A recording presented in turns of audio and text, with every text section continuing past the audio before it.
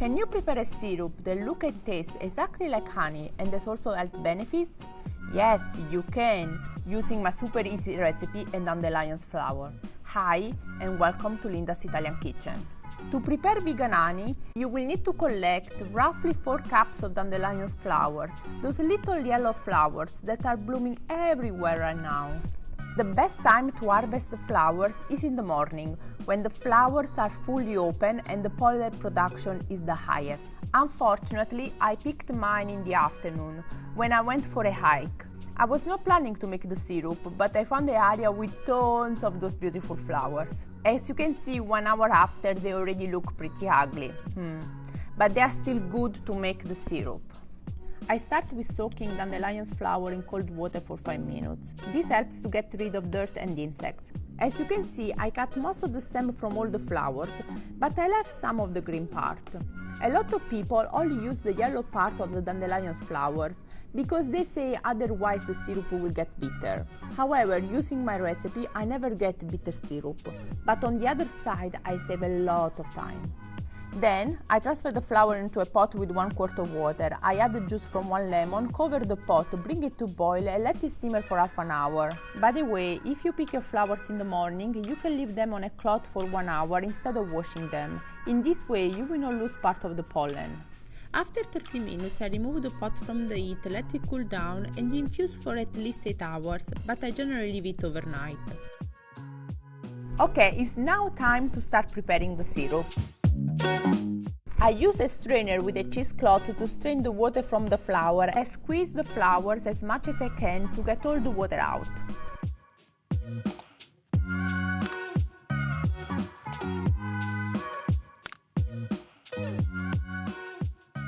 I weigh the collected water and I will add the same amount of sugar.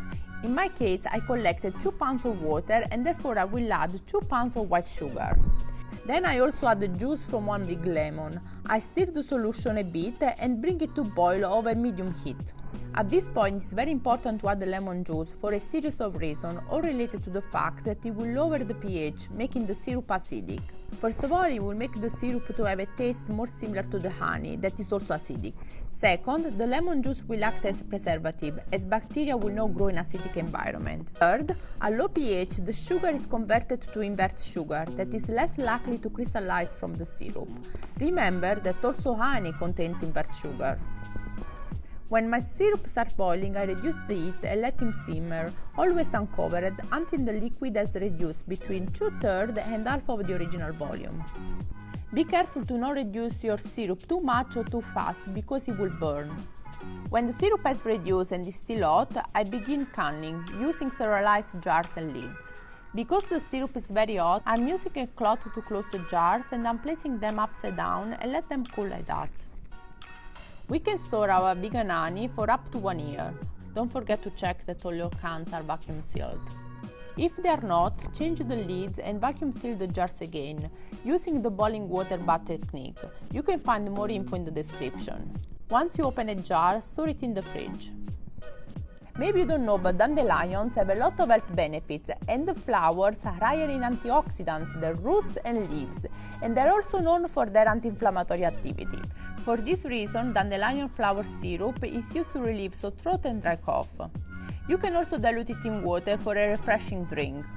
I personally love to replace simple syrup with this vegan honey in my cocktails, especially in the old-fashioned, and it's also perfect for cheese, bread, and so on.